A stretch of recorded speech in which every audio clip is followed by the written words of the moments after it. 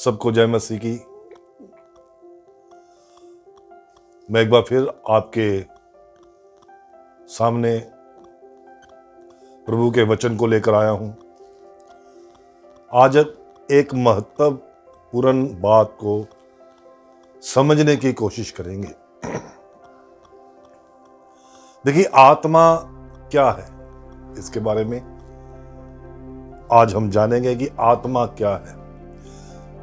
कुछ लोग कहते हैं कि आत्मा हमारे शरीर के अंदर है जो कभी मरती नहीं। हाँ, कभी मरती नहीं। लेकिन हम बाइबल से इस विषय के लिए हम जानेंगे कि आत्मा क्या है। बाइबल में शब्द आत्मा का इस्तेमाल किस अर्थ में किया गया है, इसके बारे में हम देखेंगे। उससे पहले परमेश्वर की ईश्वर की सच्चाई को जानने से पहले हम एक छोटी सी प्रार्थना करेंगे ताकि परमेश्वर की ईश्वर की सच्चाई इन वचनों के द्वारा हम जान सकें। ये वचन हमें सरलता से समझ में आए। हम एक डिटेक्टिव का काम करेंगे इन वचनों से स्वर की सच्चाई का पता लगाने के लिए। आइए हम अपनी आंखों को बंद करें और हम प्रार्थना करें। स्वर्गीय पिता परमेश्वर, दयालु परमेश्वर, तेरा शुक्र, हम तेरा धन्यवाद करते हैं। धन्यवाद करते हैं प्रभु जी आज की सुंदर समय के लिए। आज जितने भी मुझे इस चैनल के माध्यम से देख रहे हैं, जो सुन रहे हैं, परमेश्वर हम आपसे प्रार्थना करते हैं कि तू हम सबको आशीषित कर, ताकि पिता परमेश्वर हम तेरे स्वर की सच्चाई को जान सकें, तेरी इच्छा को हम जान सकें, तेरी मर्जी को हम समझ सकें। तू सबसे प्यार करता है, सबको तू आशीषित करता है। जो तेरे चरणों में आते हैं तू उनसे बातचीत करता है। तू जीवन बदलने के लिए सबको अवसर देता है कि हर कोई अपना जीवन बदले और स्वर्ग के राज्य में तेरे पास आए और तेरे साथ बैठकर भोज करे। आप हमें आशीषित करें ताकि हम तेरे वचनों को समझ सकें। मैं विश्वास करता हूं जितने भी आज इस चैनल के माध्यम से सुन रहे हैं वो आज इस सच्चाई को जाने, और किसी के जीवन में दुख है या परेशानी है, वो प्रभु यीशु के नाम से उनके जीवन से तमाम दुख और परेशानियां दूर हो जाएं। कोई बहुत ही ज्यादा गंभीर बीमार है कि कोई ऐसी बीमारी से अगर ग्रस्त है तो आज प्रभु यीशु के पाक पवित्र नाम से इन वचनों को सुनकर वो अपने जीवन में आशीष पाए। परमेश्वर उनको आशीषित करे, सबको चंगा करे, सबको ब्लेस करे, सबकी कमी घटी को दूर करे। जिनके जीवन में परेशानियां है वो परेशानियां दूर हो। जिसके पेट में कोई ऐसी गड़बड़ी है तो आज प्रभु यीशु के इस वचन के सुनने से सब आशीष पाए। हम विश्वास करते हैं कि आज परमेश्वर हमसे, हम सब से, जितने भी आज प्रभु के वचन को सुनने बैठे हैं या सुन रहे हैं या सुनने के लिए आए हैं, वो आज आशीष पाएंगे। इसी विश्वास से हम ये प्रार्थना करते हैं प्रभु यीशु के पाक पवित्र नाम से। सुनो, कबूल कर हमारे स्वर्गीय पिता। आमीन, आमीन, आमीन। परमेश्वर के स्वर की सच्चाई जानने वालों, आज हम आत्मा के बारे में, आत्मा क्या है, इसके बारे में हम आज समझेंगे। आओ थामे यीशु का हाथ में मैं आप सबका स्वागत करता हूं, वेलकम करता हूं। प्रभु यीशु आप सबको आशीषित करे। देखिए, बाइबल में शब्द आत्मा का इस्तेमाल किस अर्थ में किया गया है? कुछ लोग सोचते हैं कि आत्मा प्राण के लिए ही इस्तेमाल होने वाला दूसरा शब्द है, मगर यह सच नहीं है। देखिए, बाइबल साफ दिखाती है कि आत्मा और प्राण शब्दों का जो इस्तेमाल किया है वो अलग अलग है। इन दोनों में क्या फर्क है, ये हम बाइबल से हम जानेंगे, क्योंकि हम परमेश्वर विश्वास करते हैं और परमेश्वर की इच्छा के अनुसार ये बाइबल लिखी गई है। जो कुछ भी परमेश्वर ने कहा वो भविष्यद्वक्ताओं ने लिखा है। तो वचन सत्य है। आइए हम कुछ बाइबल से आत्मा के विषय में हम जानें। देखिए, सबसे बड़ा फर्क यह है कि बाइबल के लेखकों ने आत्मा के लिए इब्रानी शब्द है, एक इब्रानी शब्द में उसे क्या कहा गया है? उसे कहा गया है रूहाक। आत्मा के लिए इब्रानी शब्द है रूहाक, या यूनानी शब्द में अगर हम बोले तो न्यूमा का इस्तेमाल किया गया है बाइबल में, ना कि किसी और शब्द से। ओके, देखिए, हम भजन संहिता पढ़ते हैं, भजन संहिता 104 उसका 29 वचन हम जब पढ़ते हैं, ये वचन कहता है, तू उसकी सांस ले लेता है। पढ़े जरा एक जन, भजन संहिता 104 वचन 29 कहता है, तो मुख फेर लेता है और वह घबरा जाते हैं, तो उनकी सांस ले लेता है और उनके प्राण छूट जाते हैं और मिट्टी में फिर मिल जाते हैं। हाँ, देखो ये वचन क्या कहता है, इस वचन को हमें समझना पड़ेगा। देखिए, वचन कहता है, जब तू उससे अपना मुंह फेर लेता है तो वे बेचैन हो जाते हैं, जब तू उनकी सांस ले लेता है तो वे मर जाते हैं, बोले तो मिट्टी में लौट जाते हैं। हाँ, देखिए, जब हम वचन पढ़ते हैं तो वचन में हमें विश्वास करना होता है।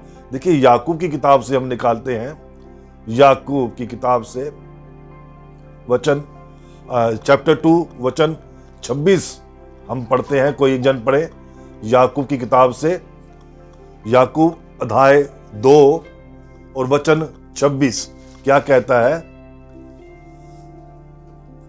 वाक्य जैसे जान के बिना शरीर मुर्दा होता है।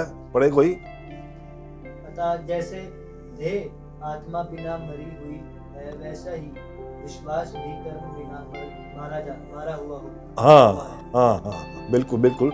देखिए, ये वचन क्या कह रहा है कि वाक्य जैसे जान के बिना शरीर मुर्दा होता है, वैसे ही कामों के बिना विश्वास मरा हुआ होता है।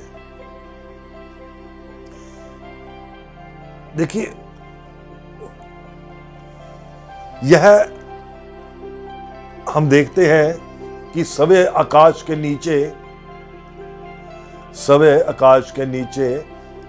देखिए, देह आत्मा जो है उसके बारे में हम वचन से जान रहे हैं। तो फिर जो आयतें हम पढ़ रहे हैं, इन आयतों का मतलब हमें जानना जरूरी है, क्योंकि यही हमें बताएगा कि आत्मा क्या है। देह आत्मा बिना मरी हुई है। तो फिर इन आयतों में शब्द सांस या आत्मा का मतलब वह चीज है जो शरीर को जिंदा रखती है। इसके बगैर शरीर मरा हुआ है।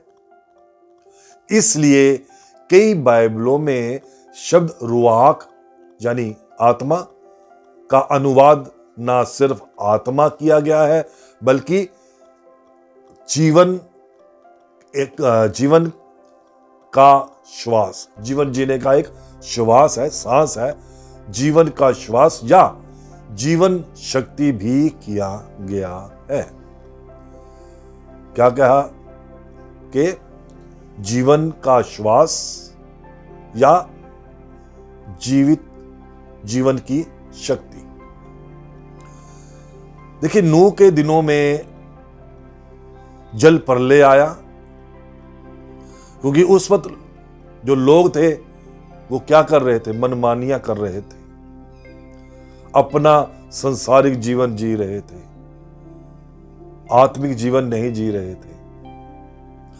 आत्मिक जीवन जीना परमेश्वर की इच्छा के अनुसार चलना होता है, संसारिक जीवन जीना संसार की इच्छा के अनुसार चलना होता है। चलिए हम उत्पत्ति की किताब निकालें, हम वचन पढ़ते हैं तो ही हमें समझ में आएगा आत्मा के विषय में।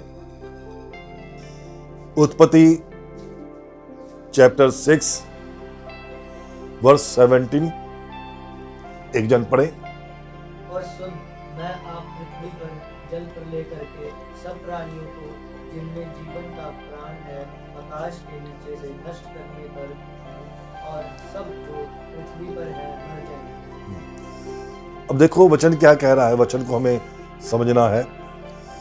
मैं पूरी धरती पर एक जल प्रलय लाने वाला हूं और उसमें सभी इंसान और जीव जंतु नाश हो जाएंगे,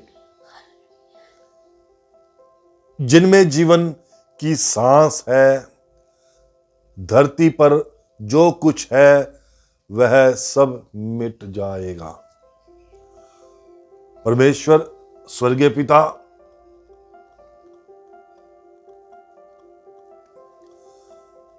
वो पूरी दुनिया को जल प्रलय ला करके तबाह कर रहा है।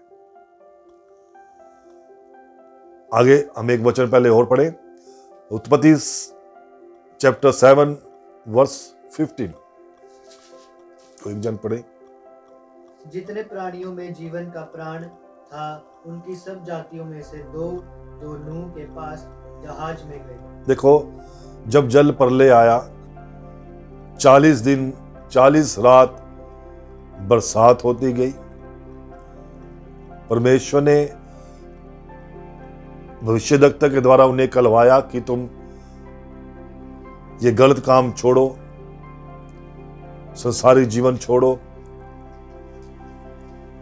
मौज मस्तियां छोड़ो, मेरी ओर ध्यान दो।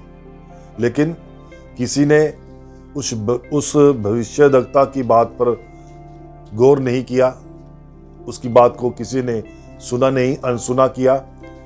फिर परमेश्वर इतने क्रोध में आया, उसने क्या कहा? नूह को कहा, ये वचन हम पढ़ते, वचन कहता है, वचन में लिखा है कि हर किस्म के जीव जंतुओं के जोड़े। नूह से कहा, बरसात 40 दिन 40 रात बरसात आने से पहले नूह को बताया, तू क्या कर, हर किस्म के जीव जंतुओं के जोड़े जिनमें जीवन की सांस है, जहाज में नूह के पास गए। सब प्रकार के जोड़े उस जहाज में चले गए, जिस जहाज को परमेश्वर ने नूह के द्वारा बनवाया और उसमें जाने के लिए कहा, और वो उसमें चले गए। ओके, हर प्रकार के जीव जंतु। ओके, 22 वचन क्या कहता है? उत्पत्ति चैप्टर 7 वर्स 22 कहता है, जमीन पर रहने वाले सभी जीव। तुम्हें किसी ने पढ़ा नहीं, चलिए मैं पढ़ रहा हूं। जमीन पर रहने वाले सभी जीव जिनके नथनों में जीवन की सांस चलती थी मर गए। जब जल प्रलय आया, जितने तो नूह के साथ जहाज में चले गए वो गए बच, और बाकी बड़े से बड़ा पहाड़ भी उस पानी के अंदर इतना डीपली चला गया, कोई अपनी जान नहीं बचा सका।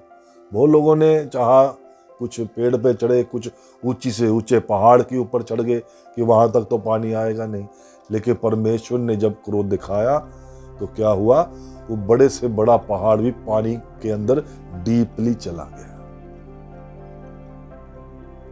डीपली चला गया। ठीक है, देखिए हम एक छोटा सा मिसाल लेंगे। आत्मा कोई अदृश्य साया नहीं, बल्कि ऐसी अनदेखी शक्ति है जिसे हम जीवन ज्योति कहते हैं, जिससे सभी जीवित प्राणी जिंदा हैं और चलते फिरते हैं। आइए हम एक उदाहरण लेते हैं। देखिए, सरल शब्दों में कहें तो जैसे एक रेडियो को काम करने के लिए बिजली की जरूरत होती है। किसकी? बिजली की जरूरत होती है। उसी तरह शरीर के जिंदा रहने के लिए जीवन शक्ति या आत्मा की जरूरत होती है। जिस तरह रेडियो को, जो रेडियो है, उसको काम में लाने के लिए हमें किसकी जरूरत होती है? बिजली की। उसी तरह शरीर को जिंदा रखने के लिए जीवन शक्ति या आत्मा की जरूरत होती है। इस बात को और अच्छी तरह समझने के लिए आइए हम गौर करें। इसे समझने के लिए एक ऐसे रेडियो की मिसाल लीजिए जिसे आप कहीं भी ले जा सकते हैं, कहीं भी ले जा सकते हैं। जब आप रेडियो में बैटरी डालते हैं और उसे चलाते हैं, तो बैटरियों में मौजूद बिजली से रेडियो में मानो जान आ जाती है। जान आ जाती है, वह काम करने लगता है, मगर बैटरियों के बिना रेडियो बेजान हो जाता है। या फिर रेडियो है वो बिजली के बगैर बेजान हो जाता है और रेडियो बंद हो जाता है। उसी तरह आत्मा एक ऐसी शक्ति है, जीवन शक्ति है, जिसके बल पर हमारा शरीर जिंदा रहता है। और जैसे बिजली की कोई भावनाएं नहीं होती, वह खुद कुछ सोच नहीं सकता। बिजली के बगैर कोई भावना नहीं होती, ना ही रेडियो कुछ सोच सकता है। यह एक शक्ति है, कोई व्यक्ति नहीं। और जैसे भजनकार ने कहा था, इस जीवन शक्ति के बिना हमारे प्राण छूट जाते हैं और हम मिट्टी में फिर मिल जाते हैं। हाँ, देखिए हम इसमें ये बात देखते हैं कि जिस तरह रेडियो को बिजली की आवश्यकता है, उसमें जान आ जाती है, वो चलने लगता है, बोलने लगता है। उसी तरह हमारे शरीर के अंदर जीवन शक्ति होती है, आत्मा जिसे हम कह सकते हैं। उसके होते ही हम चल फिर सकते हैं या बोल सकते हैं।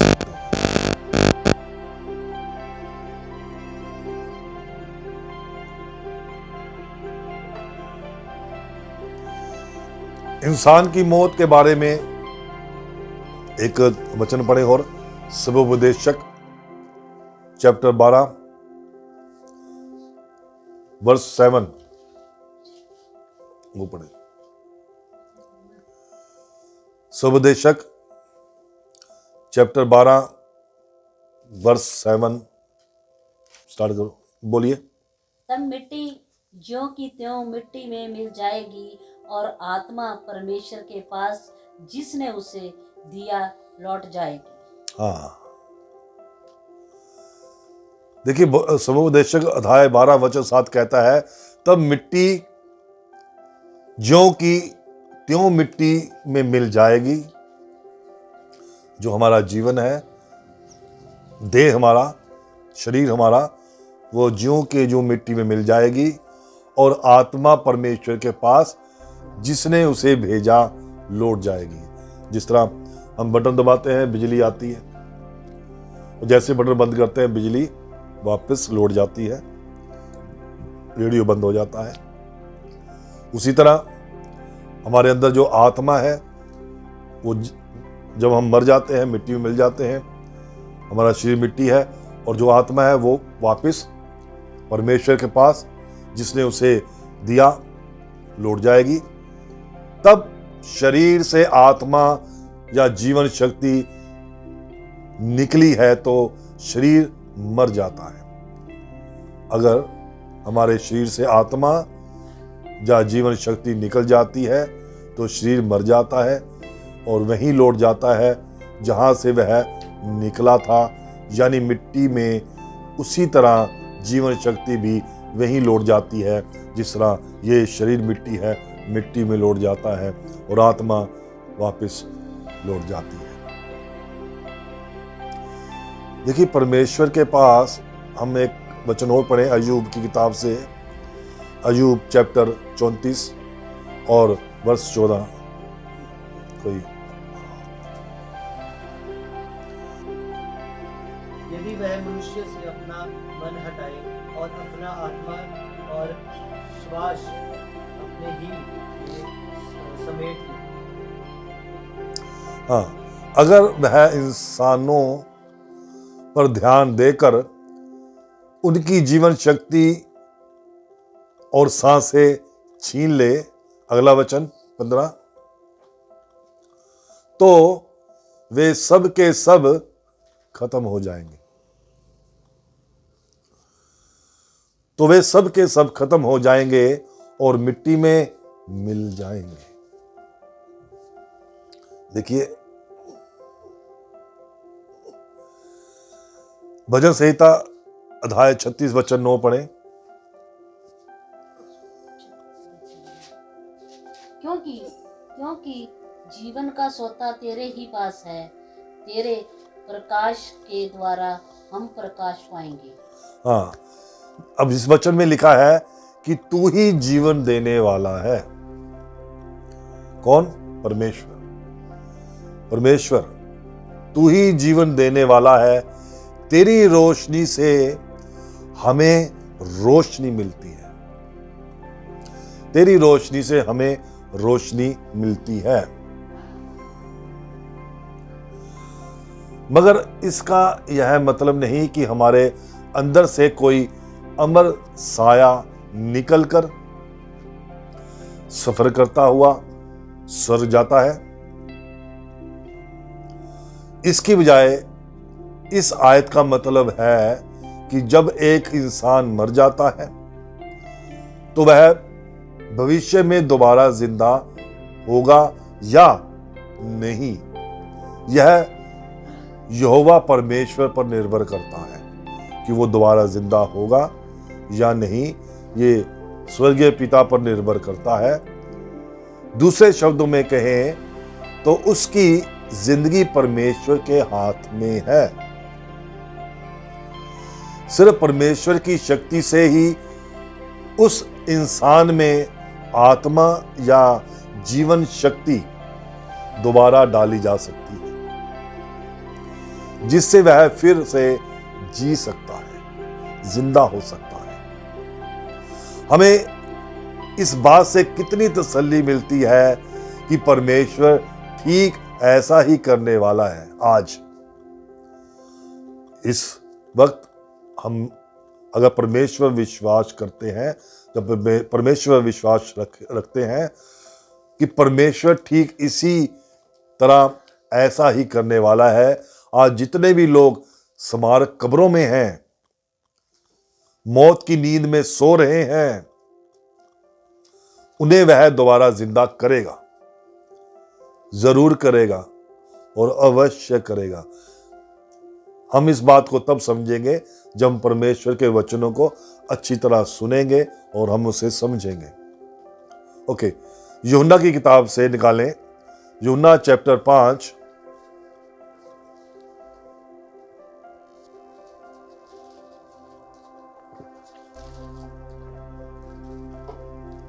निकाला किसी ने? योना चैप्टर 5 निकाला, उसका वर्ष 28 पढ़े। इससे अचंभा मत करो, क्योंकि वह समय आता है कि जितने कब्रों में है वे उसका शब्द सुनकर निकल आएंगे। बस अब यहां ये वचन क्या कहता है? परमेश्वर की सच्चाई जानने वालों, यहां वचन क्या कह रहा है? इस बात पर ताज्जुब मत करो, क्योंकि वह वक्त आ रहा है, वह वक्त बहुत जल्दी आने वाला है, जब वे सभी जो स्मारक कब्रों में हैं, जो कब्रों में हैं इस वक्त, परमेश्वर की आवाज सुनेंगे। परमेश्वर की आवाज को वो सुनेंगे। 29 वचन क्या कहता है? जिन्होंने भलाई की है वे जीवन के पुनरुत्थान के लिए जी उठेंगे, और जिन्होंने बुराई की है वे दंड के पुनरुत्थान के लिए जी उठेंगे।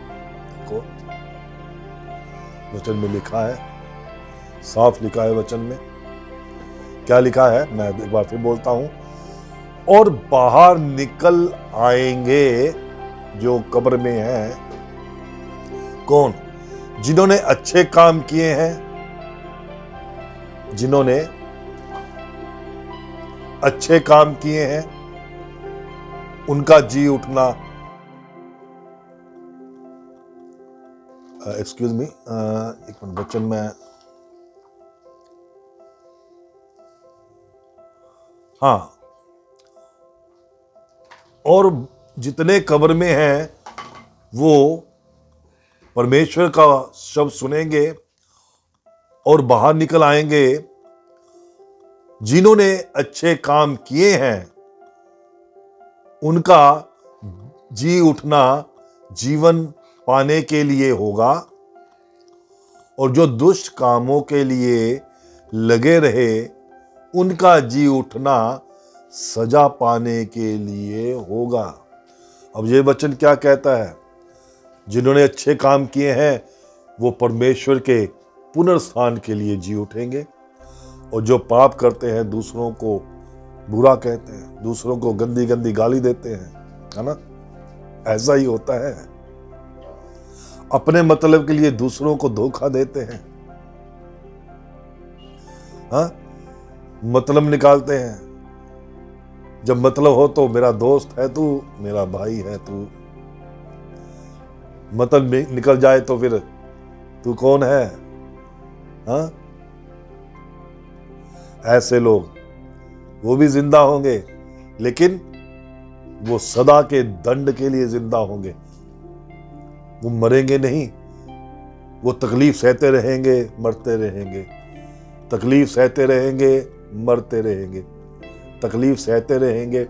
चीखना चिल्लाना उनके जीवन में होगा, इतनी जोर जोर के वो चिल्लाएंगे कि उनका जीवन ऐसा ही चलता रहेगा। लेकिन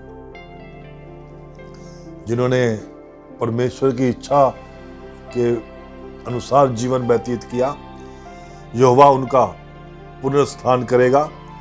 तब वह उनके लिए एक नया शरीर तैयार करेगा, उनके लिए, बोले तो धर्मी लोगों के लिए, और उसके अंदर जीवन शक्ति डालकर उन्हें जिंदा करेगा सदा के लिए। और उन्हें सदा जिंदा करेगा। वह क्या ही खुशियां भरा उनके जीवन में वो दिन होगा जब वो देखेंगे कि हम तो सदा के लिए जीवित किए गए हैं, और वो रोएंगे कि हमने अपना जीवन कैसे गुजारा कि आज हम इस नाशवान जीवन को हमारे जीवन में दे दिया गया है। बाइबल में प्राण और आत्मा शब्द का जिस तरह इस्तेमाल किया गया है, इस बारे में अगर आप ज़्यादा जानना चाहते हैं तो मुझे कमेंट्स बॉक्स में लिखें, तो इसके बारे में मैं अलग से एक वीडियो बनाऊंगा, आपको विस्तार पूर्वक इन बातों को बताऊंगा। अगर आप जानना चाहते हैं आत्मा के बारे में, आत्मा क्या है, श्वास क्या है, उसको मैं डिटेल से बताना चाहूँगा। अगर आप चाहते हैं तो कमेंट्स बॉक्स में मुझे ज़रूर लिख कर बताएं। मैं इसके लिए अलग से एक समय निकाल करके आप सबके लिए मैं ये पूरी डिटेल के साथ आपको बताऊंगा। आज के सुंदर समय के लिए जिन्होंने इन वचनों को सुना, प्रभु उनके पूरे परिवार को आशीषित करे, उनका पूरा जीवन खुशियों भरा रहे। मैं सबको इस सुंदर समय में मैं एक बार फिर आपका स्वागत करता हूं और सबको मेरी ओर से जय मसीह की। Praise the Lord.